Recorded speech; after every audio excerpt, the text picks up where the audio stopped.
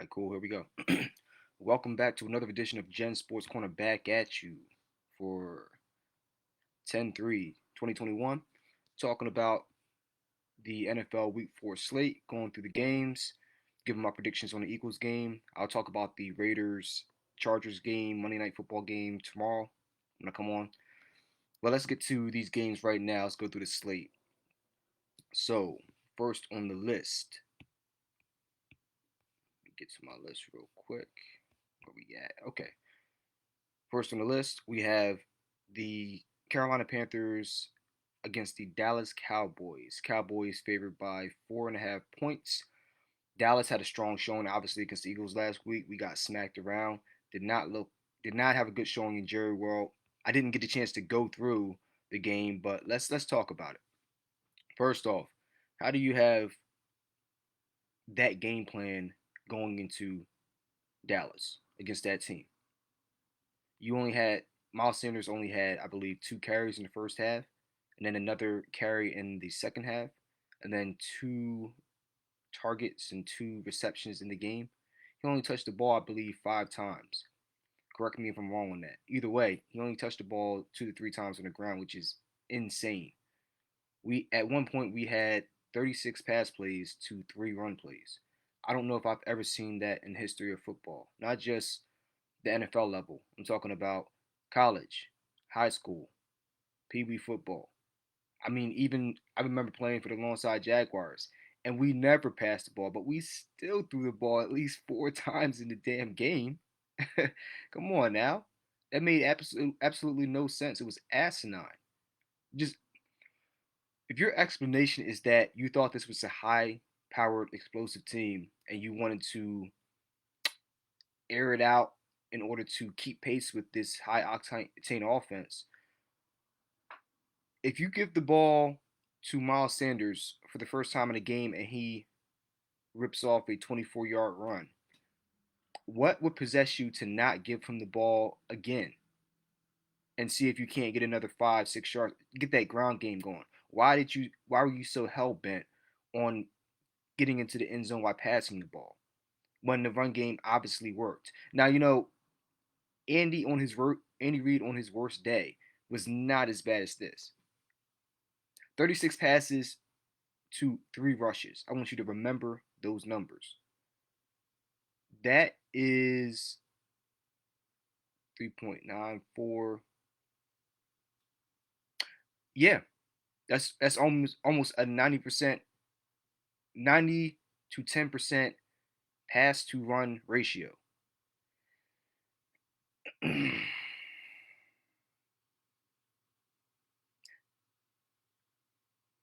Fix it this week. It's not that difficult. So we'll see what they do against these Chiefs. So look, the Cowboys did what they had to do. Hey, the Cowboys, look, we came out in too high safety. The Cowboys made it a point to run the ball behind that line and forced us to bring our safeties up.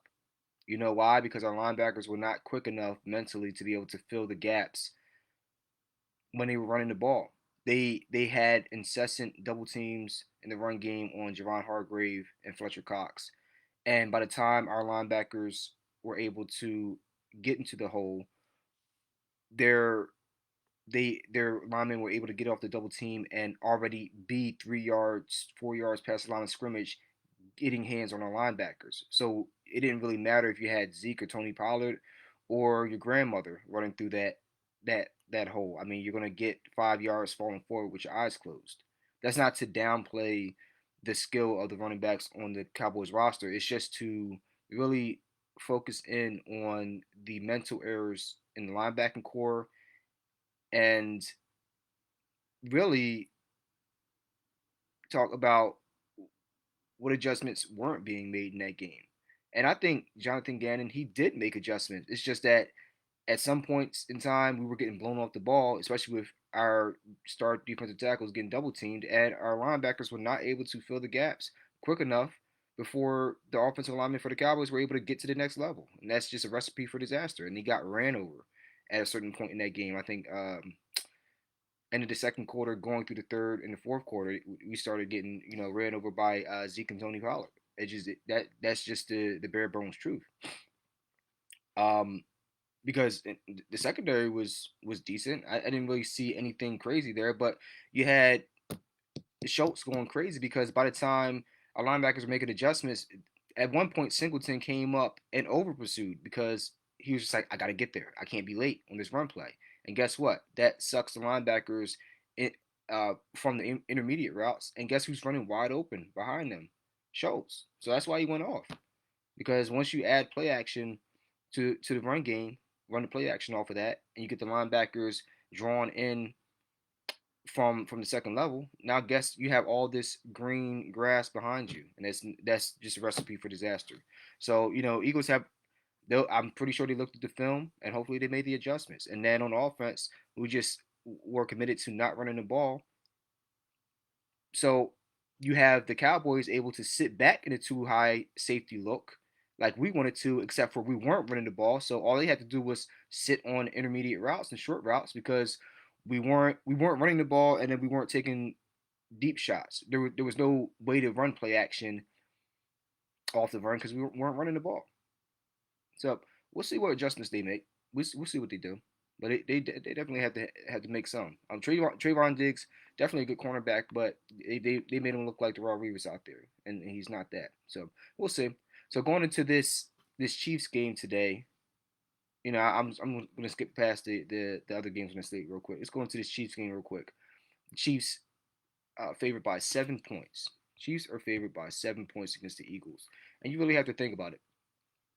This Chiefs team had a an interesting week last week against the Chargers. The Chargers were able to step up, get the dub against them, and they keyed in on Tyreek Hill. They just weren't going to let him beat them, and it worked for them. And Justin Herbert definitely balling out this year. Second year getting it done. So and they had a hard time stopping Mike Williams. Mike Williams is coming into his own now. So you have him and Keenan Allen. They got weapons over there. So they were able to get it done in Arrowhead against a really good Chiefs team. But now you have the Chiefs playing the Eagles, and you have to deal with Tyreek Hill. You have to deal with Mecole Hardman, Clyde Edwards-Helaire, obviously Patrick Mahomes. And on defense, the one matchup that bothers me is their defensive front against our offensive line because you have Brandon Brooks out, you have Jordan Mailata is out, Isaac Seumalo got hurt last week, and now Lane Johnson is out of this game for personal reasons. We don't know what that entails. So now the only person you have on that starting on that offensive line from opening day is Jason Kelsey.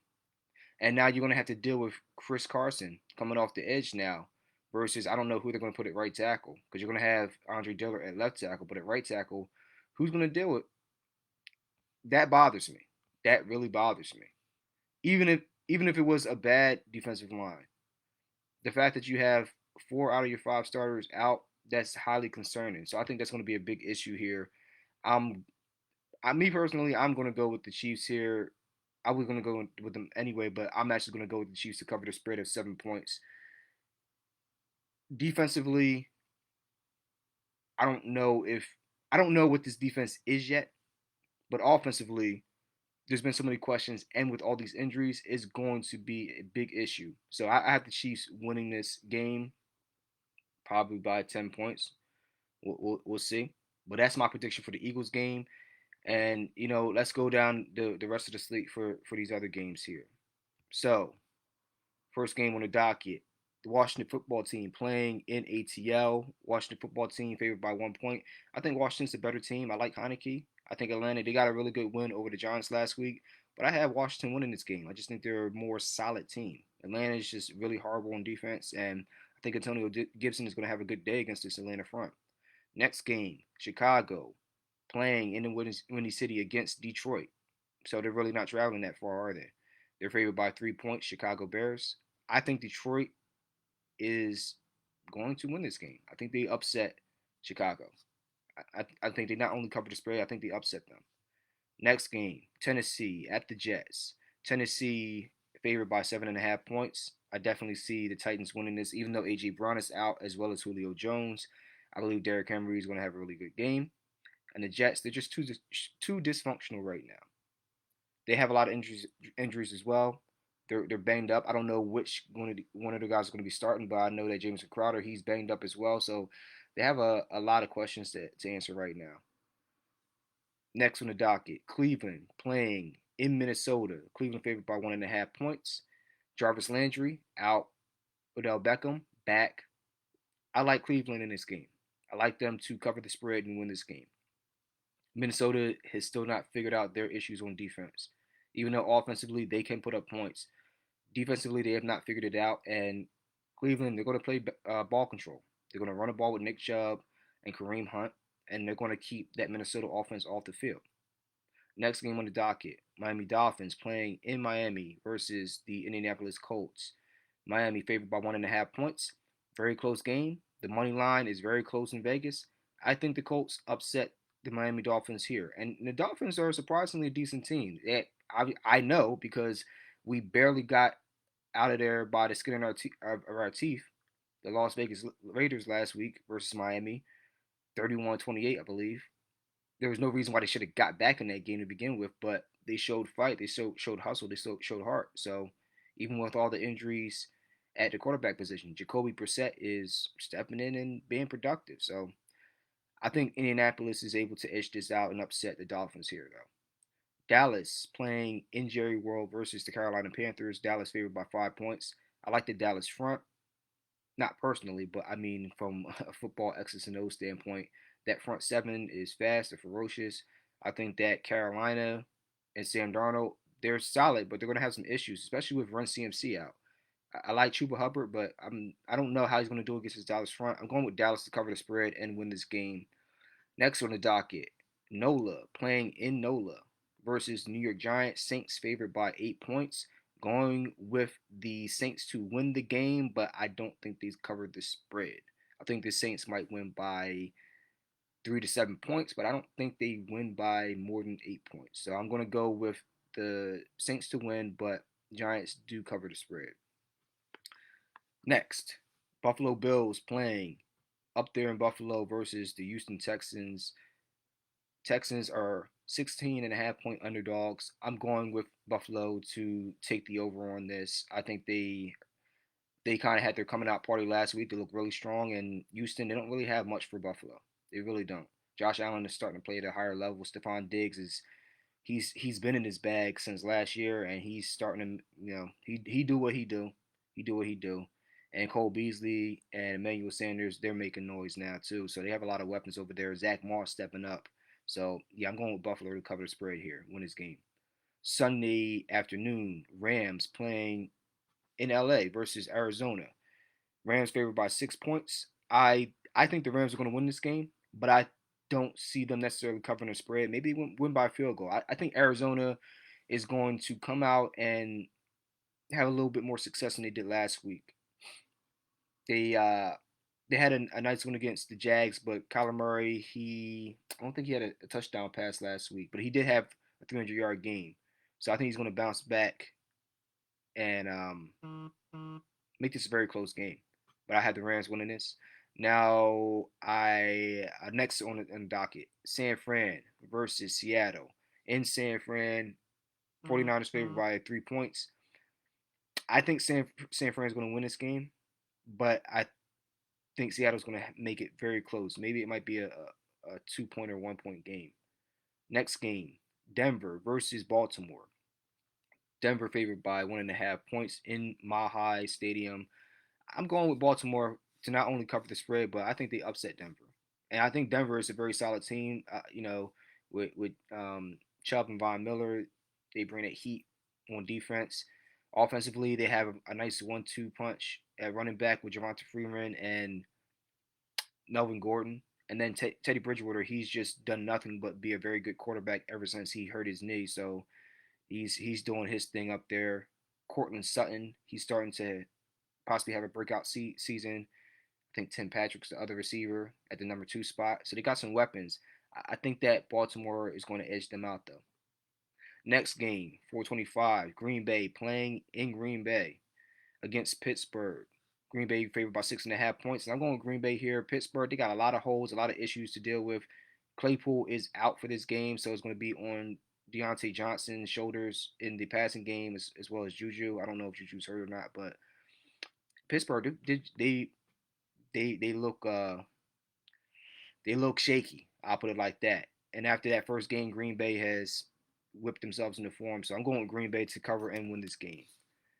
And then the Sunday night game tonight, Tampa Bay playing in New England. The return of Brady to face the hoodie, Belichick. Tampa Bay favored by 6.5 points. Mac Jones starting to show us some things. They had the injury to I can't remember the running back up in New England, but that was a big injury for them. The run game is just kind of like all out of sorts. In Tampa Bay, their secondary is banged up, but Tom Brady's getting it done there. I mean, Rob Gronkowski at tight end having a really really good year right now. And then obviously you have Antonio Brown, who's going to have things to say to Belichick as well, probably. And then you have Mike Evans and Chris Godwin. They got too many weapons, bro. So I'm going with Tampa Bay to win this game and cover the spread. And then last but not least, I'm going to save this for tomorrow night. Las Vegas Raiders versus the LA Chargers in LA. LA favored by 3.5 points. I'll give my thoughts on that tomorrow, and as well as get an update on Josh Jacobs. I think he might have turf toe. I think that's the reason why he's out. I think that's what the toe injury is. And if you ever had turf toe, it sucks. It's not fun. Shit. Look at Mahomes last year, and look at how gimpy he was in that Super Bowl. It's from turf toe, man. It just feels like somebody took a hammer and banged your big toe. It's just it's horrible. So hopefully Josh Jacobs, if he has that, hopefully is not a bad grade sprain, and he's able to possibly get back this week, if not in week 5. So that's it for now. Let me know what your thoughts are. Those are my predictions, and catch you guys tomorrow night. Peace.